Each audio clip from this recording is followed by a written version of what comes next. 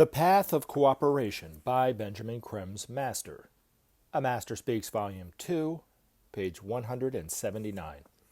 When men realize the benefits of cooperation, they will adopt it naturally as the most pleasant and intelligent way to proceed. Gone forever will be the hardship and tension of constant competition, the strain of which saps the joy of work and makes each day a struggle for existence. Of course, there are many who adore this competitive struggle, who find in competition the stimulus that for them makes life worth living, pitting their frail egos against the rest. They need competition to register themselves to themselves. However, in the time immediately ahead, men more and more responding to the beneficent energies of Aquarius will release the divisive nature of competition and will gradually acquire the habit of cooperation. In this way, the world will reap an enormous benefit as men work together as equals in the many tasks of reconstruction which will await their service. Thus will the world be transformed by willing hands. Thus will the new world be wrought.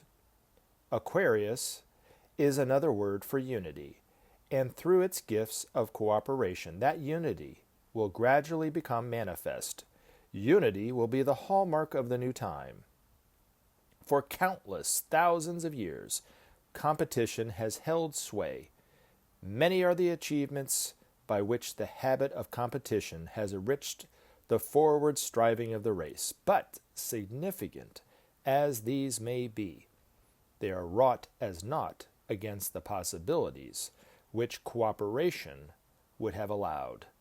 As civilizations have marked the progress of man, the highest inspirations have sprung from cooperative effort and have beckoned men forward. Today, humanity has come to a turning point. Man's ever-inquiring mind and competitive spirit have brought the race to its most dangerous point in history. The desire for ultimate power in its most material form has given us the atomic bomb and a life of misery for millions.